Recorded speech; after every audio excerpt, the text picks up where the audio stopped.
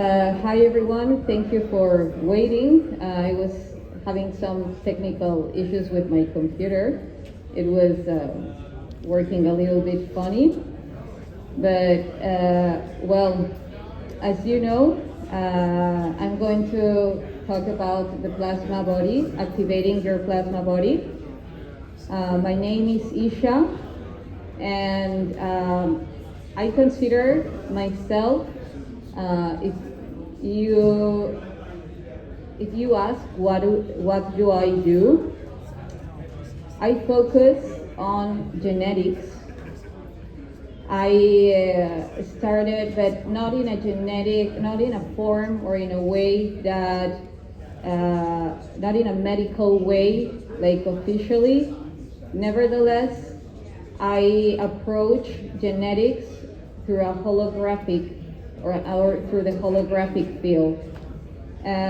It might sound a little bit weird for some of you. How can you use or combine neuroscience with the holographic field? Or even we could use a little bit more complex word, which is holofractographic.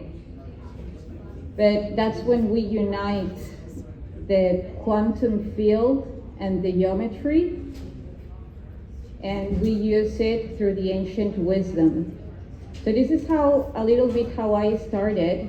I can say I started remembering I cannot say past lives, because we know that through the continuum of space-time, there is no past, present, or future. We're just here and now, and coexisting simultaneously at different dimensions. So when we tune into that and we know how to handle all that information, we are actually accessing to how it's called ancient technology. An example of that are the Egyptians. I had been living for 4 years in Egypt, and it was an amazing experience. What took me there was precisely that I started to remember how the universe functions, to remember about my past lives, to remember what I was doing or what I am doing from another dimensions, and try to find an answer or a purpose to that.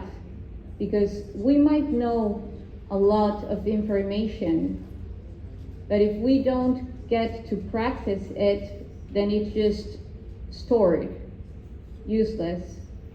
So one of my biggest purposes in this life, in this body, is to bring all that information and give it a use that is feasible for all of us, because that's what we once used, and that's what we once did. So plasma, I don't know if everyone here in the room is familiar with that term, but it's coming more and more acknowledged, because our body is made of plasma.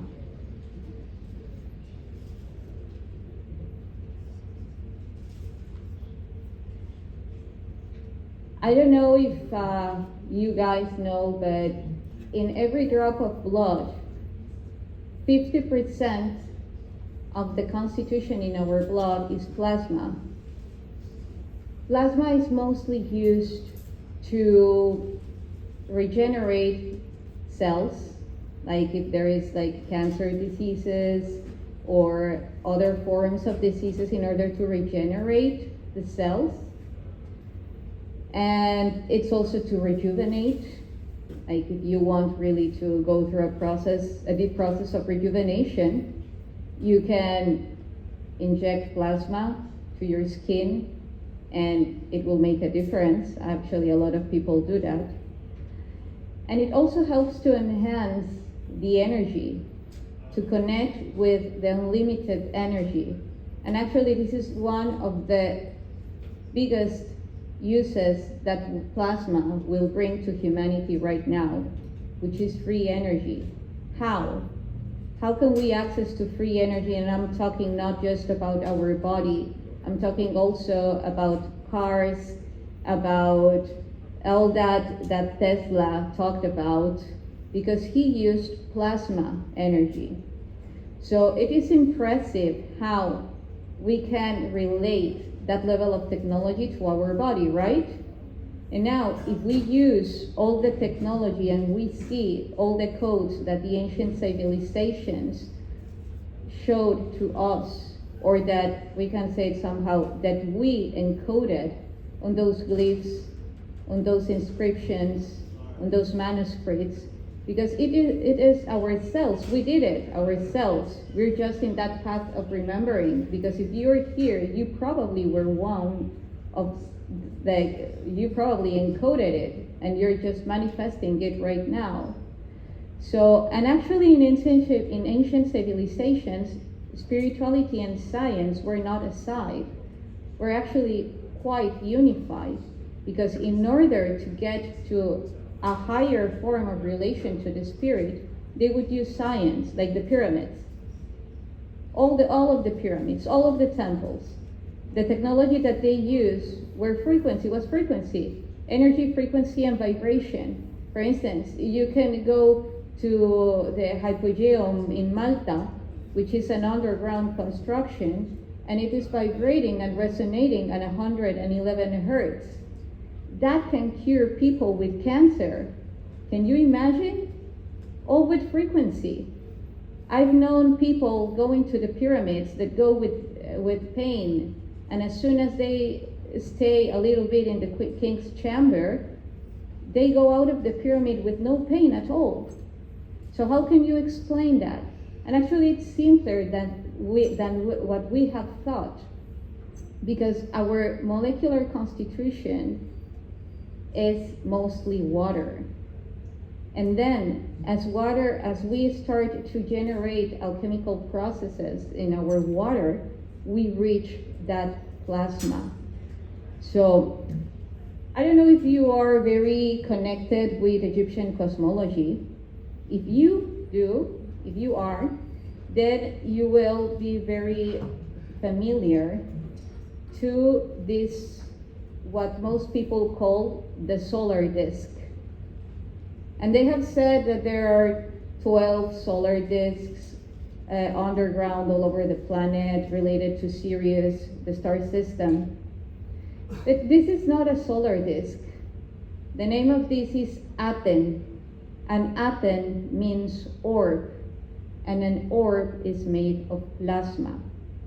So what is plasma beyond what I've told you in our blood? Plasma is in the stars, okay? Have you ever heard of the term that we are made of stardust and also of clay? Well, because we are. Actually, as I was saying, our blood is 50% plasma. So if we go through at a quantum level, our plasma can connect with the plasma of the stars. And what would that generate? Well, one example is infinite energy. Because if we go unveiling step by step, we will see that also in our body we have some organelles, eukaryote bodies named mitochondria, they are commonly known as the power cells, like the fabric that generates the power in every cell, all the energy. But they are not only that. They are the brain in our cells. And actually the mitochondria possess a different code, genetic code, than our cell does. I don't want to go too scientific in this talk, because there is also a practice in that. I mean, I love it. It's a passion for me. I also understand that if some people, don't fully go through that. So I'm trying to do this in terms that everybody feels related to. So imagine that in every cell in our body, we have two different genetic codes. One connects us to our human part, and the other one connects us to our galactic part. Why? Why would I say this? Because imagine that when life was created in Earth, there was this aerobic organism that generated symbiosis with the bacteria that were in the water. They fusioned, and they are now inhabiting together. And that's what reflects in every cell in our body. Two organisms from different origins put together. And that's us, right? We said that we are humans and that we are also galactic beings, that we are a cosmic race. So, and it's reflected in every cell within us. Now, what can we do with that? Well, have you ever seen the movie, however, watched the movie Limitless? Well, if you haven't, I suggest it, because it talks about precisely our capability to generate and expand our brain capabilities. I have done that. That's why I feel in coherence to come and talk to you today about this, because I've gone deeply through those capabilities, like fully restoring my reticular system, my circadian system, not needing to sleep, not needing to eat, just doing it because of the pleasure, and going through all that process that I was asking to myself, am I going crazy? What's going on? Because then if you go to ask someone who does not believe in this, would tell you, you're crazy, or you're having an anxiety attack, or yeah, maybe you should start stop studying what you're studying and ground, girl, go on ground. Well, woman actually, but yeah. But anyway, so this movie shows the capability that we have to expand our brain. And another thing that is not only in Egyptian cosmology, I will show in the following images. For instance, here you see the Ankh. I think that most of you are related to the Ankh, the key of life. A lot of people relate it to the womb, to the woman's womb, which is because from a unified consciousness, everything is. Yet it also relates to something else, and that else is this that you see here. Its name is polygon of Willis. Do you see the shape? How it resembles to the Ankh? And this goes right here in our brain. So every time that we see an Ankh, a glyph, we're not only seeing a symbol, it is emanating frequency that progressively is activating parts within our body. That's why people go to the temples, not only the Egyptian temples, and you can say, oh wow, I feel like a mystical experience. Oh, I feel great. If you don't believe in spirituality, maybe you will say, oh, I feel really good. I don't know why, but this is a really nice environment. Because every code that we get to see, every symbol, every image is alive, is emanating specific frequencies that are mirroring into our body. That's how they were created. Even if you start humming in a temple or in the pyramid, like if you're really a lousy singer, you will listen like a very cool singer. I mean, you could be like a Celine Dion, like, or I don't know, well, only for the sound of her voice. So yeah. So and why? Because it generates such a harmonious vibration that you are shifting your molecular structure. It goes through the water, it generates more plasma, and the plasma that is already there then it starts to connect with the stars. Really? Yeah, really. Because if we go through ancient texts, we will see that there is a huge connection with the stars, right? Not only in the zodiac signs, like the fixed stars or Vivian stars. They didn't only use it for navigation. Actually, that's also a code. Navigation is a way to put the ark, like the spaceships, you know? So there is a double way to experience, because we are not only reading or decoding this, we are experiencing it. If we allow ourselves to receive all those codes. Where was that?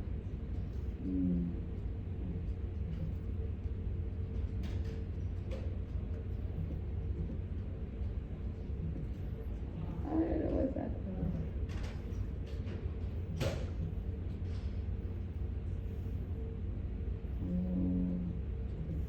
Okay, wow. Then, this is a famous Egyptian Neter, or goddess. Neter stands for the divine essence of something. And Hathor, you can see that it's a cow with a disc or a sphere in its head, or her head, and also her horns, because it's also known as a cow goddess. Now you can ask, because we sometimes literally translate this, which is okay, but there is also another way to translate this. And if we ask ourselves, how can this translate with our brain? Then we would see, do you get to see this part, how it is a ball? I will just try to, well, if you don't see that square, if you get out of this square, but here you will see it's its mouth, its eyes, her horns, and here it has the disc. And this disc is the pituitary gland. Okay, so how does the pituitary gland relate to this? Well, the pituitary gland, as again, I won't go fully into the scientific part, okay? But the pituitary gland and the plasma, how would they relate? As we know, it generates a lot of hormones, right? The pituitary gland. So it leads to generate a lot of emotions. Like, I'm just synthesizing all the steps, okay? Because we know, like, for instance, teenagers generate a lot of hormones and they generate a lot of emotions, as we do, but at a higher scale. So then that all ends up to the guts, right? Which is where we are generating all that motion of emotions, all that ocean. And in our guts is the place where there are more mitochondria. The highest level of mitochondria is in our guts. So emotions is pure gold. We're capable to generate a lot of plasma through our emotions. The key is know how and what to use it. That's why a lot of institutions, like social institutions, take advantage of that power, because we are antennas walking by, unconscious of our power, not aware of it, generating a lot of energy, because we generate a lot of emotions, right? Like the everyday life, all that survival mode, you need to pay bills, you need to do this, you need to be on time, bam, bam, bam. All that stress and anxiety generates a lot of emotions. Where does that energy goes to? Well, mostly not to our benefit, to our own benefit, because then we get to feel drained, we get to feel discouraged or without hope, you know? So it is that how that simulation it is created that has very specific anchors in our biology that is kind of the blueprint of the human creation. So unless you're aware of this, then you know what to do about it.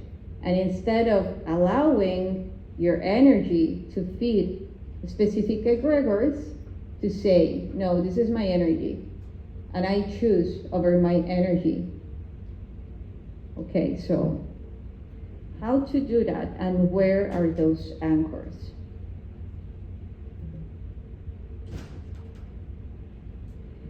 Here you can see that this is the Vitruvius Man, the famous art piece of Leonardo da Vinci.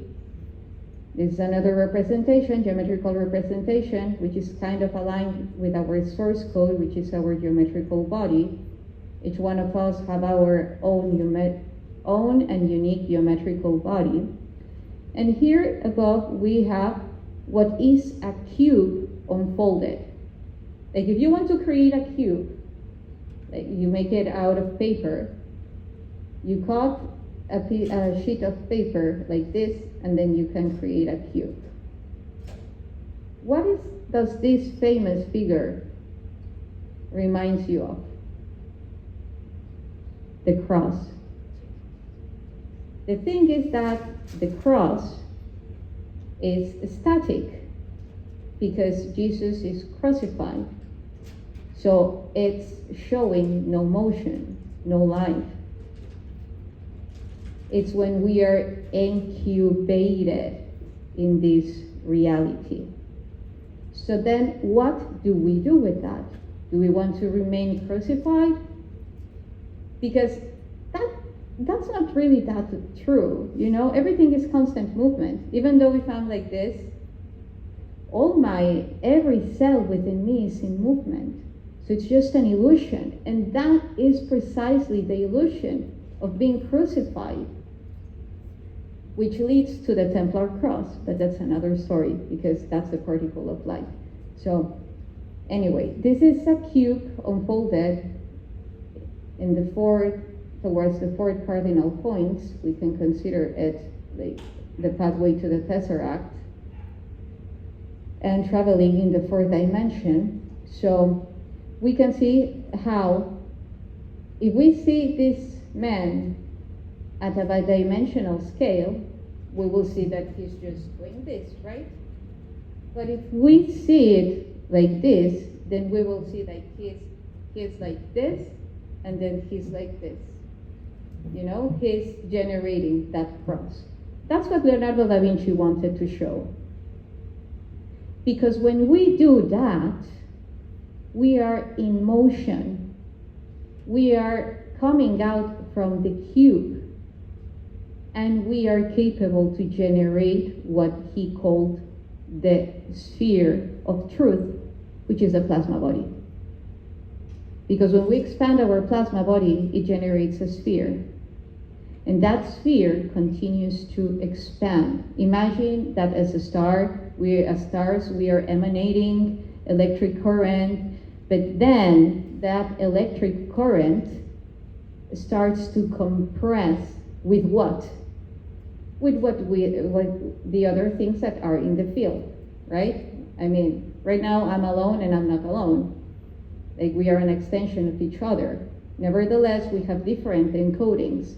So somehow we are interacting, and my electric current hits yours and yours and yours. So that starts to generate a specific phenomena, which we can call as plasma. And it's also interconnected, like as our neurons are. So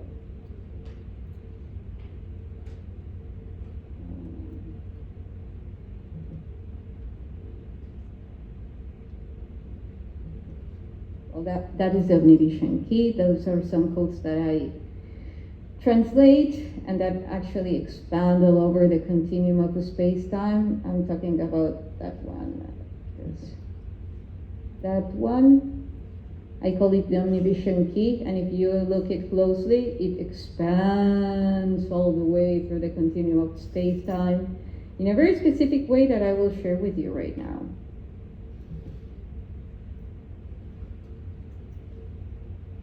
So the relation in between our thymus gland and our plasma body and time, well, it's not only the T for thymus and time, because everything is so evident. Like, really, we see that. I mean, if we look thoroughly, like if we really look thoroughly, we have the T here, and we have the T here as well. The T that is generated with our arms, our head, and all our trunk and our legs and feet. Okay, so that is a T. We are generating a T, literally. The center part of that T, because this we can also see in Egypt as the false door. We have a false door which generates a T and two doors, and everybody says, most people say, which door would you choose? Left or right? No left, no right. None. Because the entrance is in the center, in the top part, here, which is actually the thymus gland. Our thymus gland is also known as our high heart. It's located here, where I have my chest piece, here. And the thymus gland is known, you can see that how it perfectly looks like a heart. You know, like a small heart, we have the big heart, and then we have the small heart. Yet it's the high heart. Because this thymus is related to create some cells, the name is T cells, and these are related to the immune system. So if you have your thymus gland very strong, you won't get sick. Because it also connects with the cell, with mother cells. And the mother cells are full of plasma.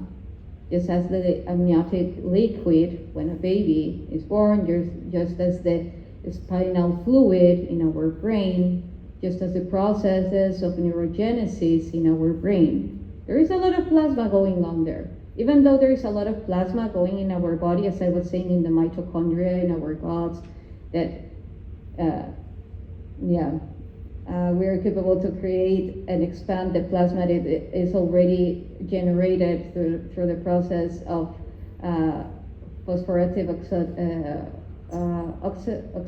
phosphorylation and the process of creating ATP. Well, there are some keys that we can do in order to connect with that water, ionize it, and generate more plasma from it. So anyway, when we put all of this together, our thymus is also located, as you can see, in between our heart and our throat. One of the biggest recessive programs in humanity is the incapability to express. Not because we cannot express, but because we were shown that expressing our feelings, our thoughts, could hurt the other, could cause damage. So then we restrained a lot our expression. And that's one of the points, one of the 13 points where the anchors in our blueprint is, where they extract most of the energy and then redirect it to other egregores. These 13 points are located in our joints, our wrists, our elbows, our shoulders, our throat, our hips, our knees, and our ankles. And if you tune more into these places, you will see the relations that they have to slavery, right? Like not being gay, like suppressing expression, suppressing sex for the hips, suppressing what you receive and what you give, the handcuffs, suppressing what you're capable to give to yourself, and the accuracy of what you give and what you get. Actually, what you get and what you give. Because this is also shown in ancient glyphs, like this proportion, because it's the 90 degrees, which is the perfection of how the 1/4 of everything, or of the cube, initiates. And this reality was created in 1/4, but that's another topic. Well, it's related to the tree of life, but that's another topic. Okay, so anyway, then our knees, when you need yourself to pray, it's very good. The thing is that you're praying to something outside, or when they used to put the slaves into kneels as a symbol of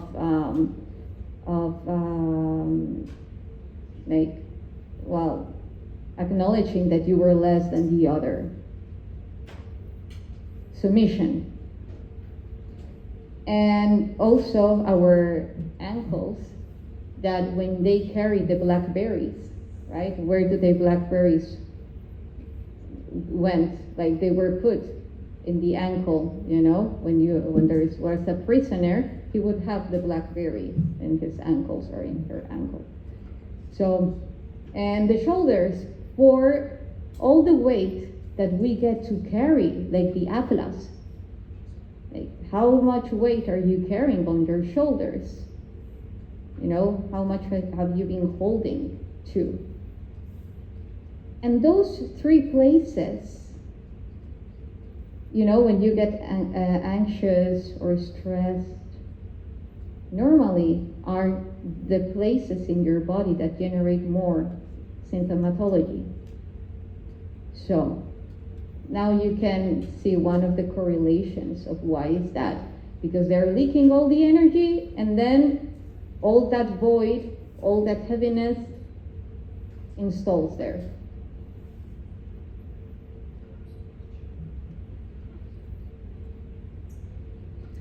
Well, now here we have the image of the heart, and our heart is a vortex. It is continuously spinning. Even though it is generating what we were shown, like a pendulum motion, bum, bum, bum, bum. It's not doing that. It is doing this. It is swirling. It is spinning. And actually, it's like a shell, like a seashell. Like the ones that like the natives used to blow, like they blow it and generate all the sound for the ceremonies. It's like that kind of shell. It's a vortex. And when we unfold it, it generates half a donut. Half of a donut. So then again, that's not everything that there is to it. Have you heard one of the Toltec, or the Toltec ancient wisdom? Well, if you haven't, they talk a lot about the mirrors. Like if you want to understand the universe big time, it's very important for you to know that we are mirrors from one another and that the reality mirrors. So there are different ways to decode this, and when it comes to relation to this, our heart is meant to duplicate in order to activate the plasma body. Why? To fulfill the donut. Then we will have the complete donut, not the beaten one. So.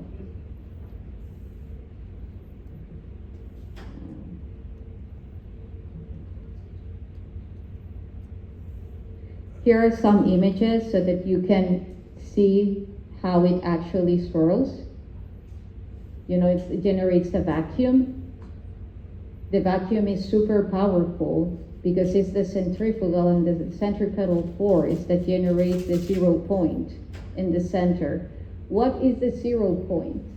Have you ever been in such a deep stage of meditation that someone can come and tell you, you, and you don't care?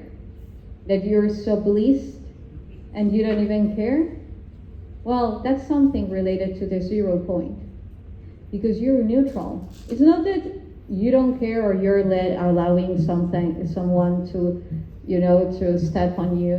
No, you know that you're much more than that.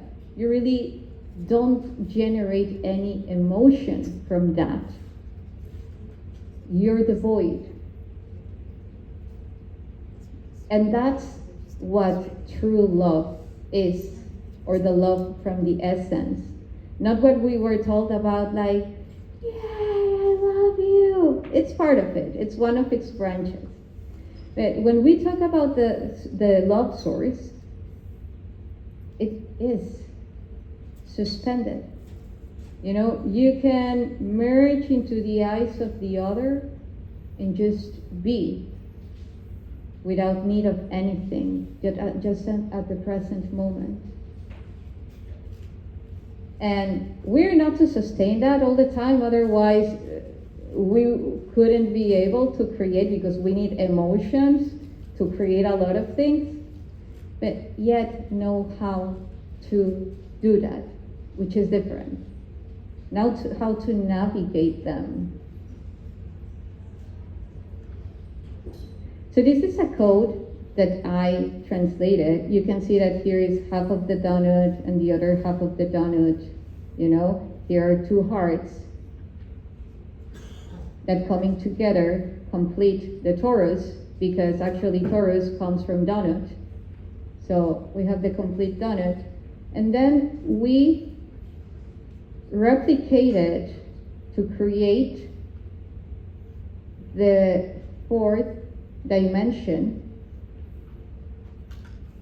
This is why this is all holographically, because when we are talking about all these activations, it all begins with visualizing what you intend to do. And the more you have plasma being generated, continuously generated in your body, the more that you are actually materializing this. Because then you're not just coming from a thought of, yeah, I want to do this. No, you're having the energy to actually materialize it. That's why now with a lot of the vaccines and things that they are using, it is affecting the heart. Because not only it's the first organ that is originated in us as a fetus, and it's what brings us to life and what allows us to exit from this reality. It's also because our heart is capable to generate everything, and the rhythm, mostly the rhythm that connects us to the cosmos, our heartbeat. Oh, and then here we have a vacuum, another vacuum, which is actually in the thymus, because our thymus is our portal to the space continuum, the space-time continuum. How?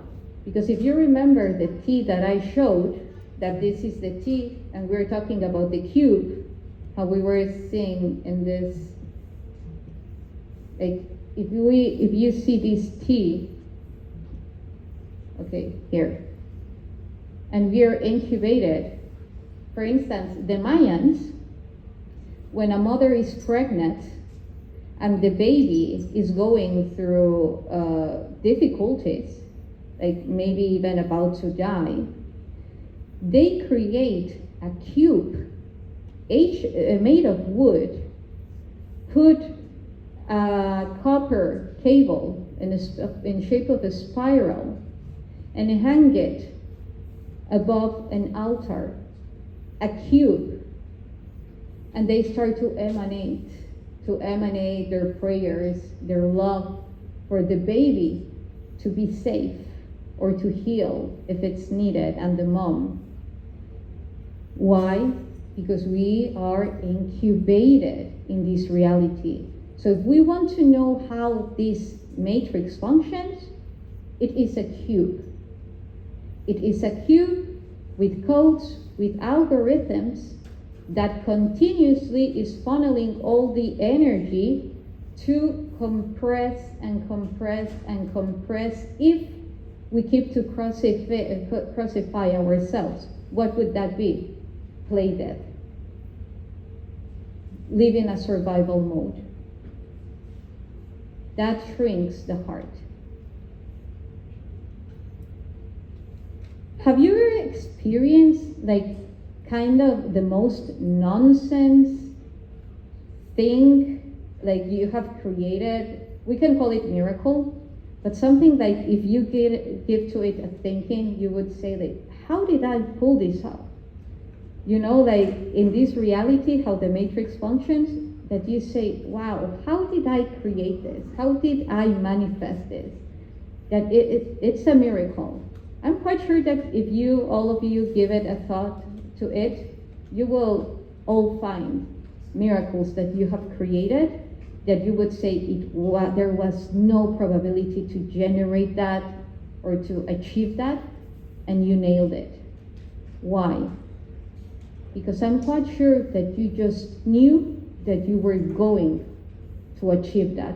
Not because you wanted to, but because it was meant to.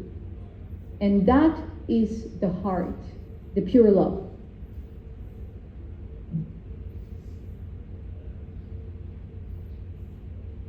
So our thymus, the relation in between our thymus and the continuum of space-time,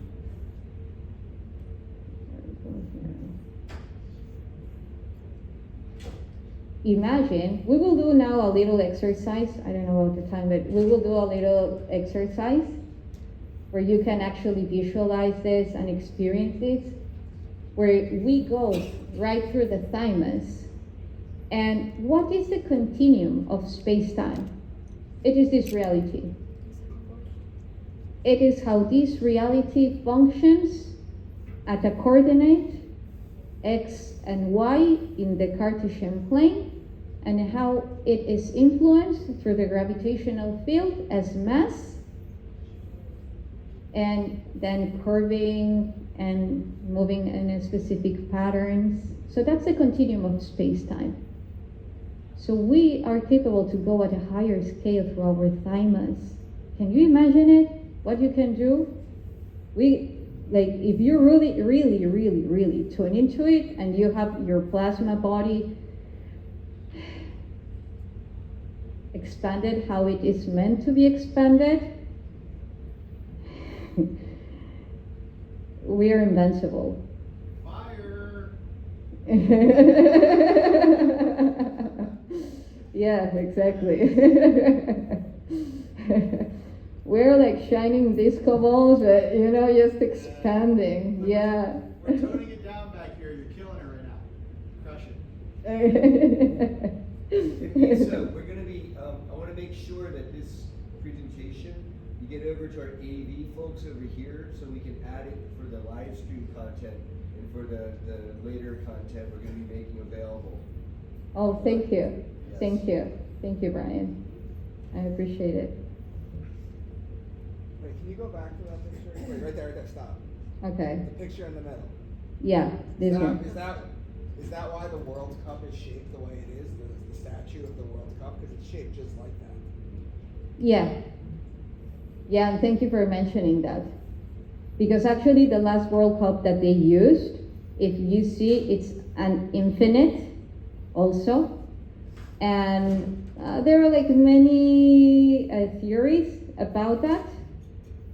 But yeah, they're using all of these patterns for very specific purposes. All of the time.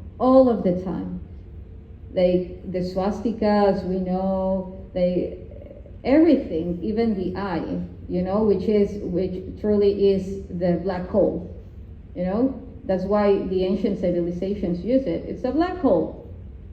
If you take a look at our eye at a vertical, from a vertical or horizontal perspective, you will see a dome, and our iris is a black hole, literally. And we have a blind spot. And that blind spot is the field of improbabilities. Well, you understand. Improbabilities. That's why it was not making sense. Thank you. Improbabilities. That 50% of blind spot is the field of improbabilities that the AI cannot touch, and what makes us sentient beings, aside of them, one of the things, of course, but in terms of visualization. And we know how the brain functions.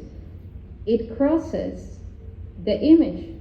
So our optic chiasma, it's an X, and that's also related to the cube. Like inside of our brain, most of the times when I go to the Great Pyramid, and I go into that big black king's chamber, I am entering to my brain. I'm entering to my mind. I am creating everything there. If I told you what I have created there, you wouldn't believe it. It's like, and that's the power. Like you go into the void. We are capable to go as far as we allow ourselves to go. And here we see that I actually doubled the heart. It's reflecting, it's mirroring. And it's generating this huge swirl. Rippling, generating ripples in time. And above, this is a torsion. And this is huge. More and more people, I'm grateful for that, because before when I would talk about the torsion, I was all the time talking about, the torsion. We are generating the torsion. Everybody would look at me like, what is she talking about? And it's that twist that flips reality. And now they are relating it to quantum physics as well. So it makes me very happy. So how would the torsion work in our brain? Have you ever heard about the typhon and the phoenix and the relation to the butterfly and the monarch and so forth? Well, when our brain expands at the quantum level, when our hemispheres are fully synced, then they generate like flipping, like a butterfly. When it's moving its wings. But again, they just show, and even show because this was kind of hermetic, they just show one part. We have to mirror it in order to generate the motion, otherwise we are generating a chaos. Like the butterfly starts to move, to flip its wings, and it starts to generate a hurricane, a typhoon, But what happens if you flip it quantumly? Like that motion that your brain is generating, then it generates the vacuum, the void in the center. And through that vacuum, through that void, we generate the torsion. And I'm talking all about frequency terms. We are capable to do this all in frequency. We're capable to generate all of this in the devices that we are creating, in the devices that we created, in our own majestic device, which is our body.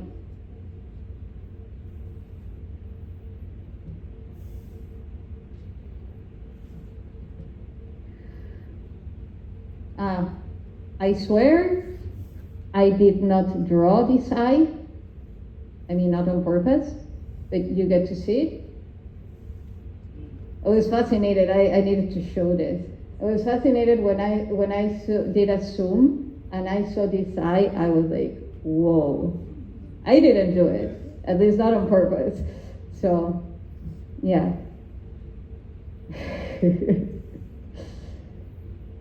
The black hole, you know, the torsion. And by the way, black holes are not what we have been told what they are. They are not these chaotic vacuums absorbing everything, all form of energy that there is. Actually, they are quite stable. The event horizon is full of plasma. And that's what generates the stability in the event horizon. But then again, they show a very chaotic form of creation. So that's why we get to create a lot of time, like constantly, unless we are aware of it. But that's why our experiences, it's easy for them to come into a chaotic form. Because we are just unconsciously replicating what we were shown to, how reality functions, how creation goes, through chaos. Yet not. It wasn't through chaos. It is if you believe so, and it's not if you also believe that. It's all upon what you choose to believe. I choose to believe both, a little bit of everything, because that's what a unified consciousness comes about, right? So,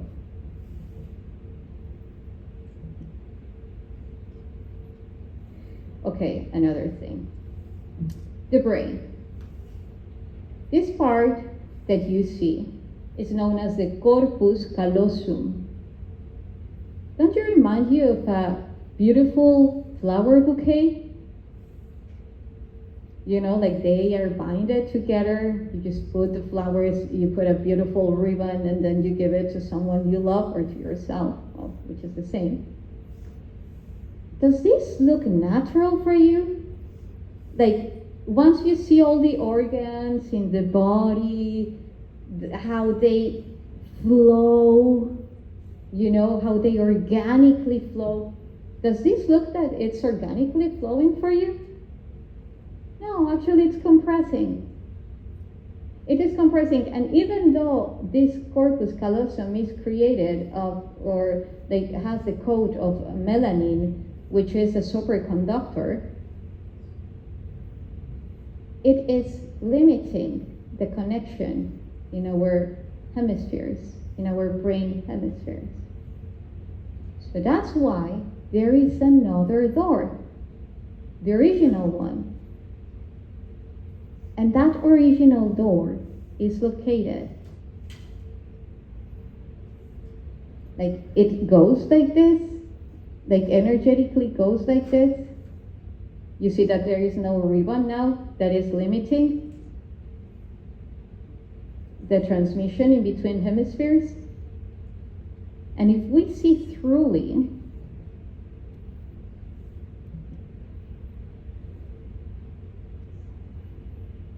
well, that's a hippocampus, which is also really important. But and there is the optic chiasma. You see an X. If you draw a square and you want to connect all the edges, you create an X, right? Like you have a cube and you want to connect northeast to southwest and northwest to southeast, it generates a cube. An X, I'm sorry. Exactly. And this is the chiasma optic, an X. And everything comes to an X, even the intersection in our DNA. Every point of intersection is an X. And this is related to the particle of light. And this is related also to 4 forms of consciousness, says related to Egypt, which is not with a Z, but with an S, which makes the whole difference. It's the primordial connection to it, which is Set, Isis, Osiris, and Nephthys, the 4 daughters and sons of Nut and Geb, which are the sky and the earth. Those are the 4 edges of the particle of light. And if we see them in archetypes, then we will understand what the negative and the positive represents in feminine and like positive masculine and positive, negative masculine and positive masculine, and negative feminine and positive feminine. Like the chaotic part and the order, like the other one, like it's nicer to hang out with. Here we can see the shape. You can see like a being, right? Here, like the head, its shoulders, and its arms, like it's about to ride a vehicle. I mean, you can find different shapes to it. But this is actually part of our 3rd ventricle, which is the part where the neurogenesis happens. It's the part where all the plasma goes to. And it's also a part, let's say, coated by the 5th lobe, our brain lobe, that very few people talk about. They just talk about 4 lobes. There are 5 lobes. The 5th lobe is the insular lobe. It's the one centered. Like the treasure in the island, well, that insular lobe, as the island, is holding our deepest treasure that connects us to the stars. The celestial vault, which is actually, I don't have image here, but here in this part, just where the eye of Horus is, well, where the pupil is, there is this small, like, piece of skin, which name is interthalamic adhesion, which is a wormhole. It connects, it's a door in between right hemisphere and left hemisphere. I'm saying it for you guys. So it interconnects it. This is a wormhole, and that is the original connection in between our hemispheres. Nobody talks about it. Everyone focuses just on the pineal gland. Not even neuroscientists. They don't talk about it. And in between those 2 doors, there is not just a wormhole. There is a very specific concentration of cells that have the intact amount of mitochondrial genes in our body, and that we are capable to activate them. Imagine that our mitochondria has currently 37 genes. And that's magnificent, because if we get to use all of them, we are very powerful. Originally, it had 850 genes. Big difference, right? Where did all those genes go? Genes, yeah, like genes, yeah. Yeah, I know. The genie in the bottle. Yeah, where did all those go?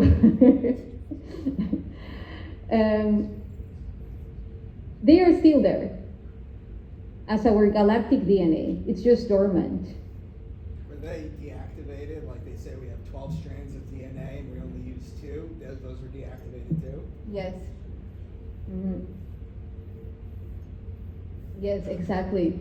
Exactly. And actually, about the 12-stranded DNA, it is related to the RNA, because the RNA, our RNA works at a 4th dimension. Literally, it works at a 4th dimension. It generates all these complex figures. It's very, very dynamic. And that garbage or junk DNA, which is in the entrance, that is where the dormant DNA is. So as soon as we unfold it, then we can do the math. We can even use the tree of life. You know, it just comes together. It's just a different scale. So the interthalamic adhesion is the gateway in between the two hemispheres, the organic one.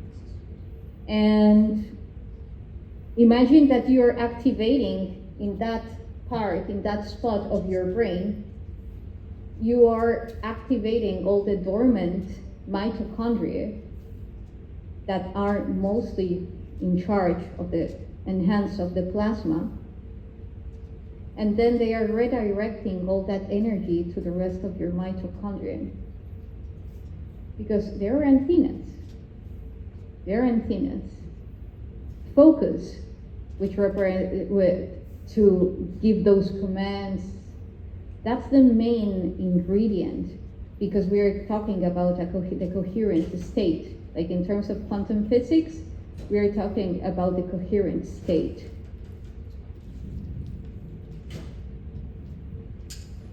Okay, so if you ask, like, how does the plasma body look like? Here is the plasma body.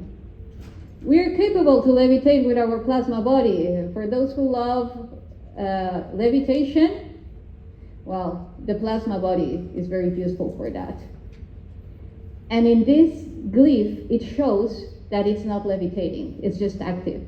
How do I know it's not levitating? Because it's in rest. And where is this? It's the part in our brain.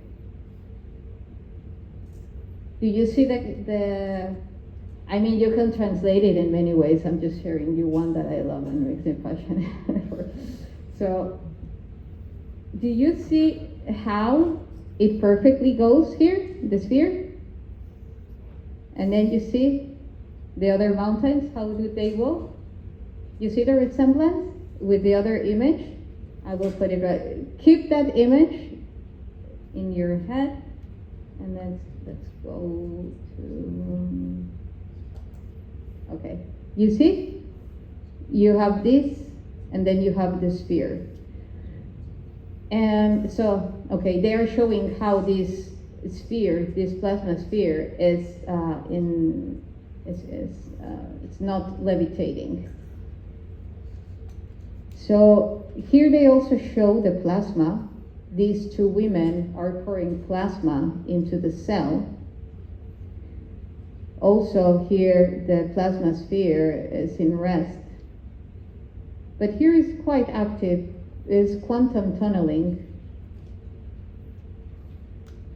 And these 4 and 4 guys, actually you will see that they are masculine. You see their penis? Because it is related to the fact that the mitochondria, it's only comes from the mother's descendants. Like it's inheritance of the mother. So this is talking about a high evolved genetic process where the male chromosome, or the Y chromosome, sorry, it's being a side of the funneling of this plasma interaction. Nevertheless, it's holding the space, so it's very important. And they are pouring plasma to all the plasma sphere that will then get to levitate.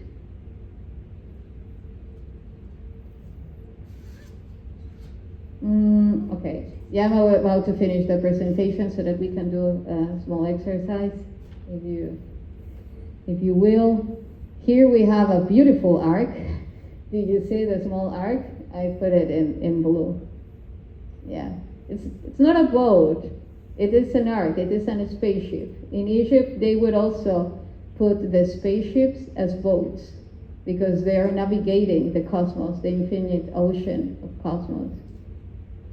And here is Yeshua or Emmanuel in its plasma sphere. Here there's a very important painting of Da Vinci again, and it's holding what? A plasma sphere with a constellation of Leo.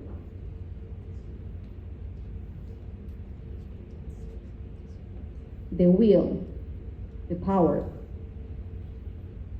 So this is what I was telling you about the 50%, the 55% related to the plasma, and the rest of the 46% is between red blood cells and buffy coats. So can you imagine that one drop, as I was saying, of our blood, there is more plasma.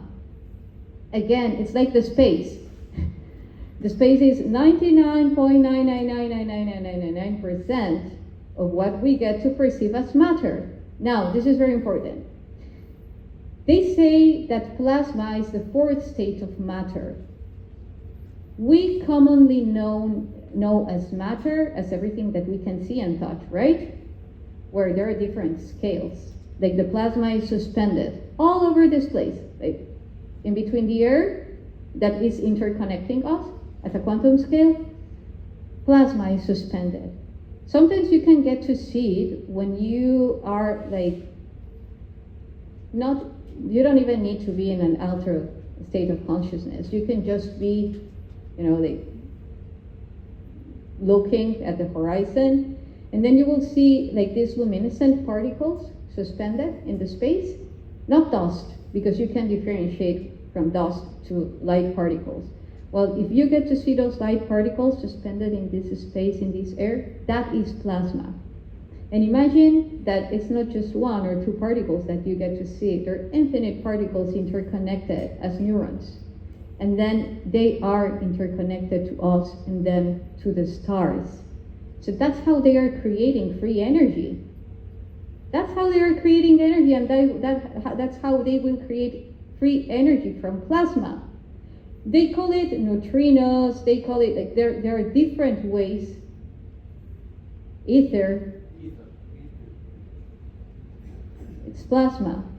It's whatever you want to call it. Honestly, we don't need to. But that's powerful is plasma.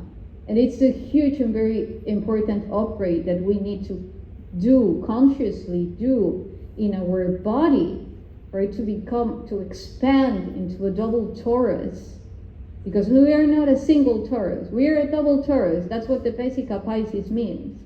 Otherwise, then again, we're just half of the donut. Even if it's the full torus, if we talk at scales, we need a double torus. Because that's when we reach the 1,440 degrees. Rings a bell to the 144,000 chosen? Well, it's related to our double torus, actually. And here is the cube, the cross, and then how it becomes a cube. The Mayans have very powerful information in how to use this through their long count. Actually, they show how to handle this, not to fall into it, but to be capable, to be free from it, while being embodied.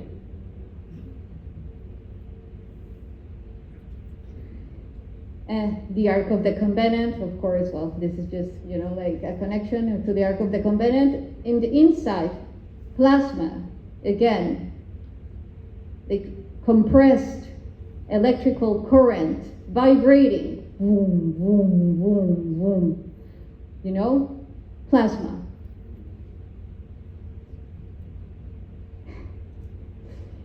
Okay, so, I just wanted to show you these guys, these little and magnificent guys that I have been talking about, the mitochondria. This is the power cell and also the brain in our cells. This is the connection to our galactic DNA. This is the connection to the stars. In their chromosomes, in their circular chromosomes, it is embedded the zodiac sign, How? Because it has 14 spaces or segments, 14 segments that interconnect, but then again, that's another story as well, because it's related to the 14 pieces of Osiris. And the 14 spaces in between the 13 joints. Like, remember when I was talking about the 13 joints, where there are the anchors that are funneling all of our energy, well, the one that we are not aware of, to these egregores that connect to slavery. The Mayans also talked about this, these 13 joints. Where is the Adam's apple? In the throat. What was the thing that they castrated the most? The expression. Because then the expression is expressing in any way. Through your sexuality, through your emotions, through your thoughts, through freedom of expression. And that's the 13. And that's related to Ophiuchus, by the way. It's a zodiac sign for those that don't know. Okay, you're almost finished. Yeah, okay, so this is a relation in between the plasma and the 0 point energy, like the Casimir plates, how the energy compresses here at the center, generating the 0 point energy, the vacuum fluctuations, that is like two motions of energy coming together and generate the intersection, a void that we get to consider the 0 point energy. And that 0 point energy is related to the plasma. So you can ask yourself, but if you're saying that plasma is actually that electrical current, that it's super high, that when it's compressed, it generates the plasma, how can it be at 0 point? Well, actually, there is no 0 point, like literally zero. Even the Mayans know that the zero has a value, a numerical value. As there is no void, no literal void, there is no literal zero. The thing is that, as imagine that you have a super strong force coming at its maximum range, and then you compress it. Zoom. What it generates? It not neutralizes it, yet it generates this torsion that generates the 0 point. So that's a huge relation in between the plasma and the 0 point. There are other theories that there is a fifth element that is connected to the Bose-Einstein experiment, which is kind of related to another way of relation to the coherent state, which is big amount of cold energy, like freezing energy, that actually creates that coherent state. So. But yet then again, it's like matter and antimatter, or going deep and deep. The easier that we make reality, even though it's complex. Here I have a picture with a plasma sphere. I don't know if you get to see it. I'm holding here a plasma sphere. I try to enhance the colors to make it more visible. I don't know if you can look at it. I hope you do. But yeah, we're capable to create this.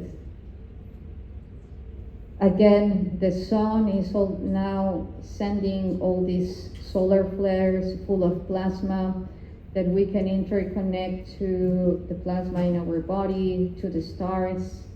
And actually we will make, if there is time, I don't know what time is it. Huh? Oh, yeah. Does anybody have a question? So far? What you mentioned that you wanted to do an exercise. It might be good to start that before other people start trickling in for the next presenter. But okay. Exercise. Let's start that. Okay, sure. Well, yes.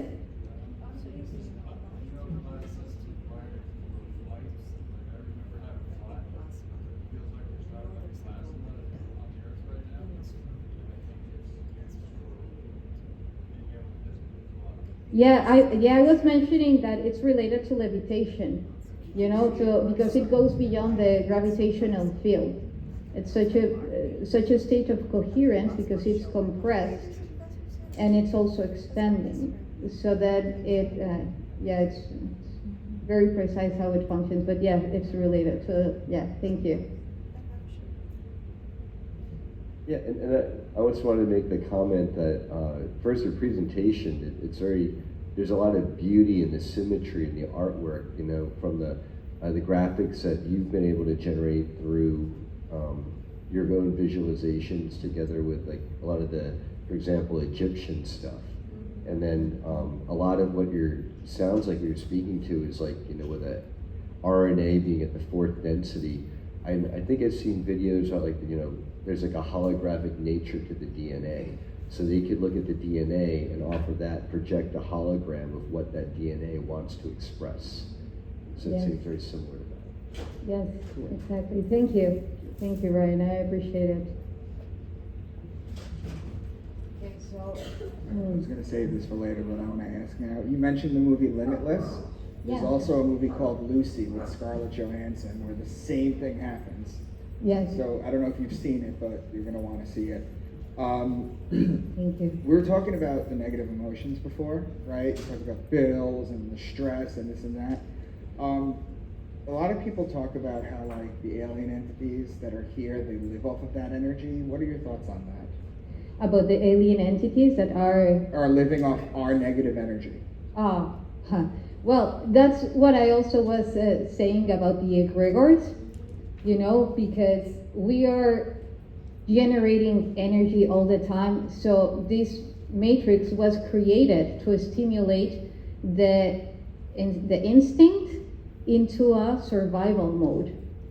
So everything related to the systems generates the survival mode, because then you're, as I was saying, you know, you're just looking to create what is necessary to go through the day, to go through the week, to go through, I'm talking about money, I'm talking about emotions, relationships, you know, like trying to survey everything, to make everything, your reality survive, because it apparently would seem that all that is happening outside created in that matrix is trying to bring you to that survival mode.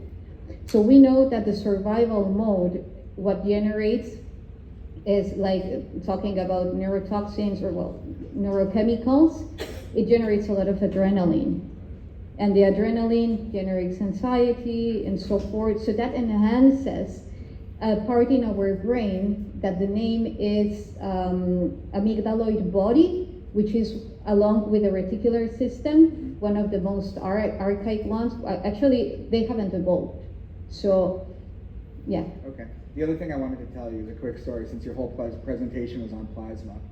I had a lot of the cartilage in my left hip was gone, and I was in a lot of pain. And I went to the doctor, and they were telling me, you have to have surgery, you have to do this. And then I finally found one doctor who said, we're going to take blood out of your arm, we're going to spin it in a centrifuge, and we're going to inject the plasma directly into it, and it fixed it completely.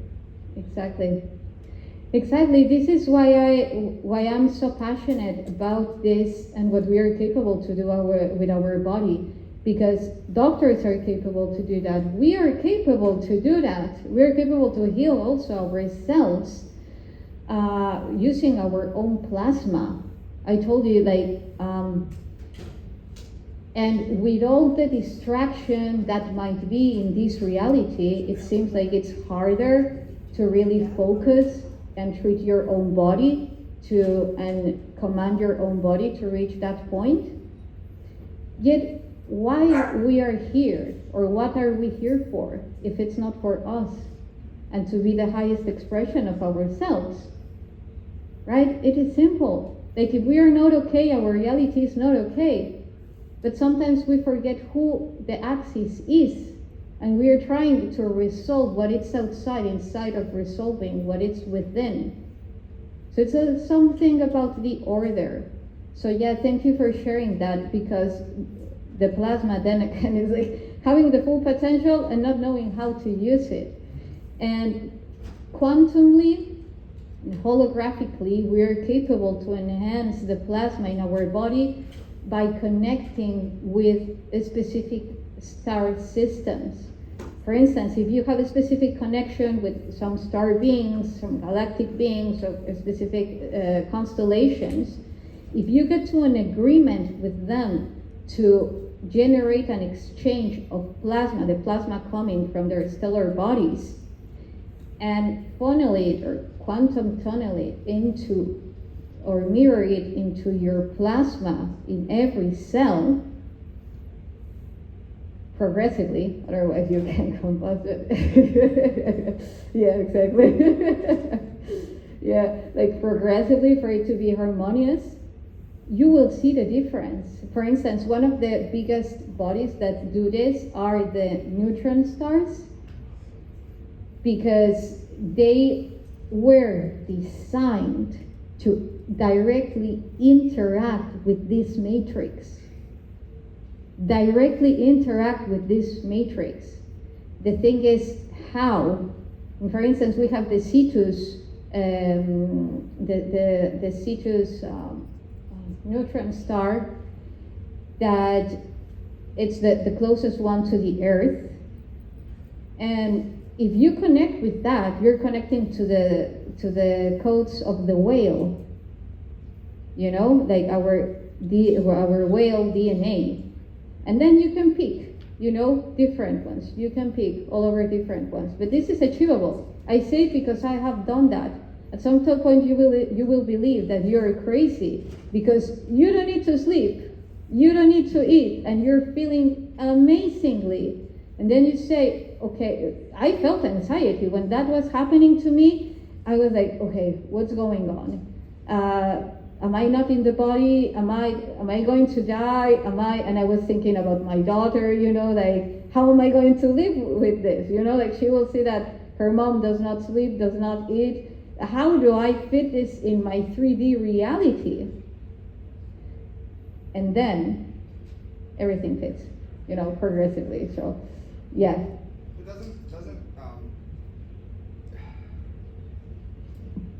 doesn't fasting give? Oh, I'm sorry. Yeah, okay. Oh, thank you, This is my Ryan. question. This is my last question. Go for it, go for Yeah. it. No, it's good. Okay. Fasting, though, doesn't that give you feelings of euphoria and sort of it heals property? That's why all the ancient religions tell you to fast. They don't tell you why, they just tell you to do it. But that's probably what can happen, right? After, 3 days or something, you feel completely different. Your immune system resets itself. That's one of the best ways to do that if you're not feeling well. Yes, because, you know, as all these matter, we know that everything is frequency. All the information is resonating and vibrating, and the lower scales of frequency the information is generating, the more matter it creates. So, for instance, when it comes to feeding from the mana, or it's very related to feeding from the plasma. I can feed from the plasma. We all can. This is doable for every one of us. As I was telling, when they talk about Aten, you know, and the Aten, and that he was, you know, like religious, and that believed that the sun was a god. No! Not even the translation is accurate. Aten means orb or sphere, and he was talking about plasma. You know, he was giving him the codes for plasma. That's why he took the Ark of the Covenant away from Luxor. You know, but anyway, that's another topic. Yeah. So, Brian, do we still have time? Yeah, it says, is Arkim, are you up next? Yeah. You know, and then where are we on the calendar? Let's see. Well, would you want to take me 5 minutes to wrap it up, and then just you got a 5-minute clock there to prep there? Yeah, I should. Let's do it like Yeah. that. Yeah. Yeah. Yeah. Okay. Yeah. I don't. Yeah, well, I don't if you're want ready, to try. if you're done, then we let's like, so. Yeah, the thing is that the activation would take a little bit more than Yeah. 5 minutes. Yeah. What I'd like to comment is that in putting together this event, we so quickly had so many amazing, wonderful presenters with so few slots that it just became so hard. And then giving people the lunch workshops, this has actually exceeded my expectations in our first year. And then I know that, next year this is a workshop in our first year, amazing. And then, Isa, your content is so valuable that I want to make sure you get your recording to our AV guys, because we're going to add it to our live stream crew, viewership.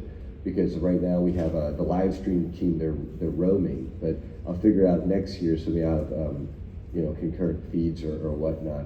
But I want to make sure that not only do people get to see you on live stream, but aren't you and Sean also doing a table out there for people to do readings and things? You want to explain a bit about that, and then we'll have our team coming up. Okay, thank you. Well, yeah, thank you, Brian. Sean and I, we have a table just in that exit, and we are doing readings. I think you know more about what Sean does, of course.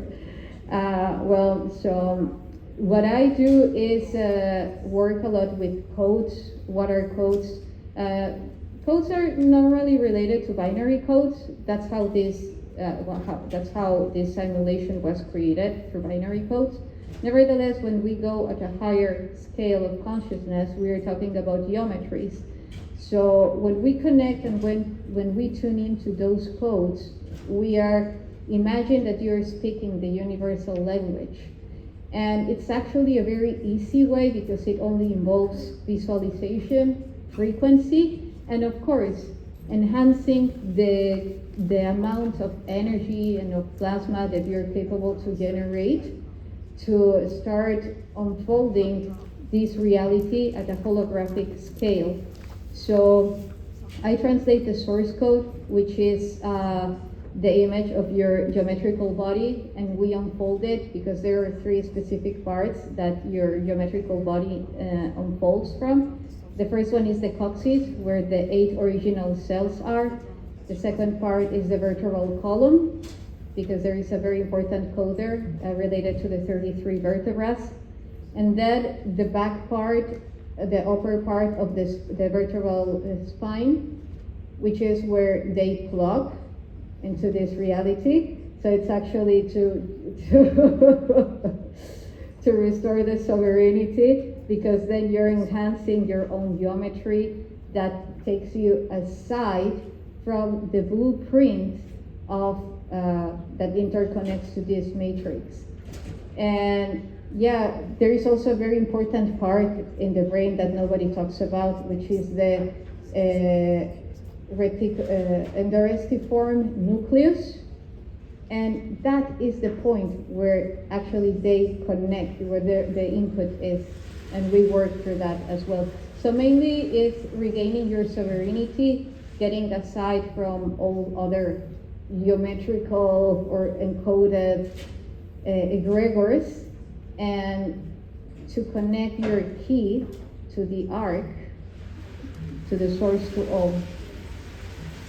And also mission code reading, and we have other products, clothes with codes, and amazing symbols that Sean is also doing, very powerful ones for manifestation, abundance, and against AI protection, and fortress, camouflage, exactly.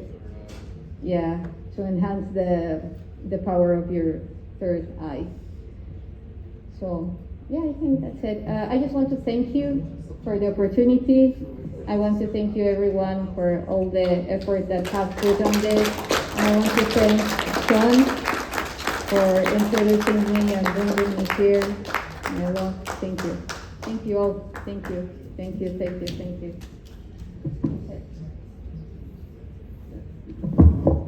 So I have the distinct pleasure of introducing a former housemate of mine, Yeah, that's the significance. No.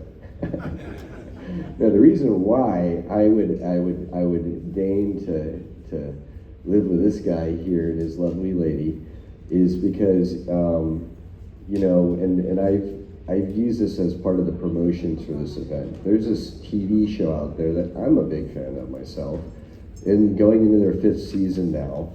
And I'm not even going to name their name because shit, they don't name the Montauk Project or the real life survivors, so we don't have to name who they are in their 5th season, some unnamed TV show.